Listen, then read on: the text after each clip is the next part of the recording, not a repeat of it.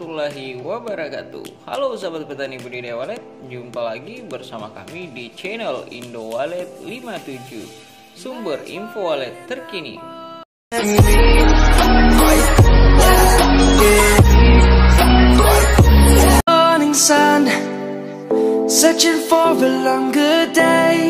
Nah, sahabat petani budidaya walet, kali ini kita akan melanjutkan pembahasan kita dari video sebelumnya tentang lokasi atau faktor-faktor penting dalam budidaya walet.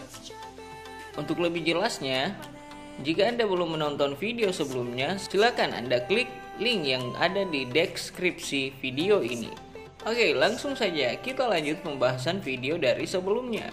Penentuan lokasi terbaik untuk gedung walet ini sangat berpengaruh tidak hanya pada kuantitas sarang walet yang dihasilkan, tetapi juga kualitas sarang waletnya. Sarang yang kuantitas dan kualitasnya baik hanya bisa dihasilkan dari gedung atau rumah walet yang nyaman untuk perkembangbiakan walet tersebut. Oleh sebab itu, sebelum kita belajar banyak tentang walet, alangkah baiknya kita belajar menentukan lokasi gedung walet yang disukai walet terlebih dahulu. Lokasi yang sangat bagus untuk mendirikan rumah walet adalah 1. Lokasi sentra walet. Daerah sentra walet adalah daerah yang sedikitnya terdapat 5 gedung walet dengan populasi burung yang cukup banyak. Gedung walet yang populasinya sudah padat akan memaksa walet-walet di dalamnya untuk pindah ke gedung lain untuk bersarang dan berkembang biak. Gedung yang dipilih untuk berpindah adalah gedung yang berdekatan dengan gedung asalnya. Ini sesuai dengan sifat walet sebagai burung koloni. Bagi burung-burung tersebut, meskipun membuat sarangnya di gedung lain, yang penting tetap dapat berdekatan dan bergabung dengan koloninya dalam mencari pakan setiap hari. Karena itu, membangun gedung baru di lokasi sentra walet memiliki peluang yang cukup besar. 2. Lokasi lintasan. Daerah lintasan merupakan daerah atau lokasi yang dilintasi walet secara rutin untuk mencapai daerah tempat berburu serangga. Suatu daerah dapat disebut sebagai daerah lintasan jika pada pagi dan sore hari terlihat banyak burung melintas terbang di lokasi itu. Jadi, daerah lintasan walet terletak di antara daerah sentra burung dan daerah tempat burung mencari makan setiap harinya. Dengan demikian, daerah lintasan adalah jalur terbang walet sehari-hari, baik pergi maupun pulang. Jika diamati lebih jauh, rute terbang walet selalu tetap, tidak berubah. Walet seperti burung lain terbang berdasarkan kebiasaan dan naluri. Berdasarkan jumlah yang melintasnya, terdapat 3 kategori daerah lintasan. Pertama, lintasan kecil. Daerah ini dilintasi walet pada pagi dan sore hari dengan frekuensi rata-rata sekitar 5 ekor per menit. 2. Lintasan sedang. Daerah ini dilintasi walet pada pagi dan sore hari dengan frekuensi rata-rata sekitar 20 ekor per menit. 3. Lintasan besar. Daerah ini dilintasi walet pada pagi dan sore hari dengan frekuensi rata-rata di atas 30 ekor per menit. Dari skema tersebut, terlihat peluang yang cukup besar untuk membangun gedung baru di daerah lintasan besar. Lokasi tersebut merupakan jalur utama walet pergi dan pulang dari sentra ke daerah buruan. 3. Lokasi sumber pakan. Daerah sumber pakan adalah daerah sentra buruan, lokasi tempat walet secara rutin mencari makan sehari-hari. Daerah ini terbagi 2, yaitu sentra primer dan sentra sekunder.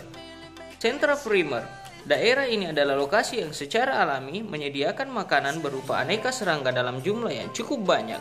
Dengan demikian, daerah ini menjadi tujuan utama walet dalam mencari mangsa. Karena itu, daerah ini didatangi walet dalam jumlah yang banyak. Daerah sentra makanan ini contohnya adalah kawasan hutan, daerah pertanian yang subur, areal perkebunan, rawa-rawa, dan daerah aliran sungai.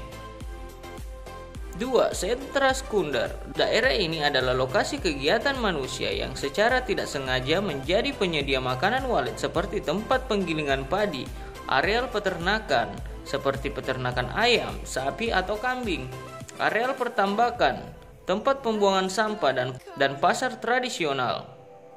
Lokasi ini menjadi tujuan kedua bagi walet dalam mencari makan. Karena itu, biasanya tidak terlalu banyak populasi walet di tempat ini. Daerah sentra makanan ini memiliki peluang yang cukup besar juga untuk dipilih sebagai lokasi membangun gedung baru. Apalagi jika jarak antara sentra walet dan sentra makanan ini cukup jauh, Secara naluriah, walet akan memilih tempat-tempat hunian untuk berkembang biak yang dekat dengan sumber pakan. Sebagai contoh adalah terdapatnya rumah-rumah yang dihuni walet di sekitar pasar tradisional. Bahkan bisa dipastikan di sekitar pasar tradisional terdapat rumah walet.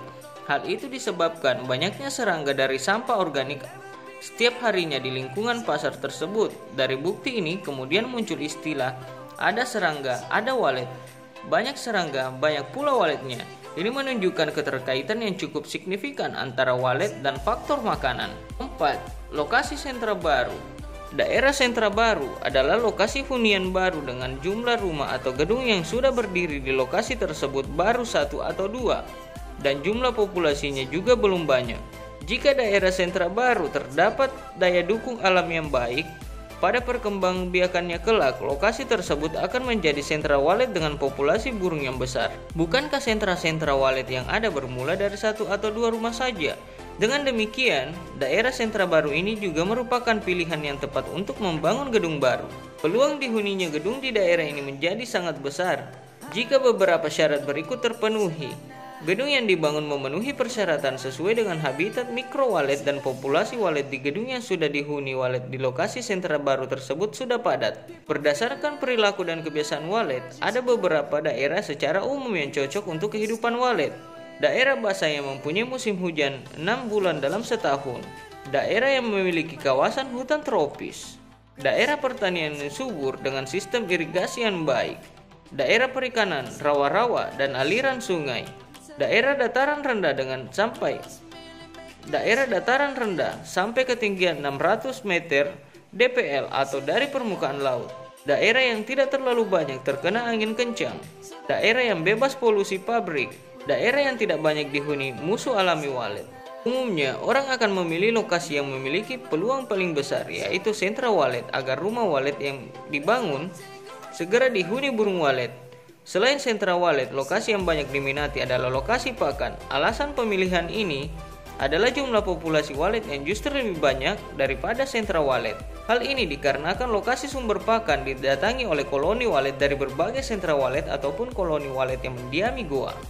Lokasi yang terakhir yang masih diminati adalah lokasi lintasan koloni walet menuju sumber pakan. Umumnya, lokasi yang dipilih berjarak sekitar 1 km dari lokasi sentra walet. Oke sahabat petani budidaya walet, itulah tadi beberapa penjelasan kita dari video-video sebelumnya, yaitu bagaimana cara menentukan lokasi yang tepat untuk membangun sebuah gedung walet. Semoga video ini bermanfaat dan bisa menjadi referensi untuk kita semua. Sebelum membangun sebuah gedung walet, alangkah pentingnya agar kita memiliki referensi untuk membangun sebuah gedung di suatu lokasi. Oke sahabat petani budidaya walet, kita akan lanjut pembahasan di video-video selanjutnya. Jangan lupa subscribe channel Indo Walet 57 agar Anda tidak ketinggalan di video-video kami selanjutnya. Silakan klik tombol notifikasi. Oke, sampai jumpa di video kami selanjutnya. Wassalamualaikum warahmatullahi wabarakatuh.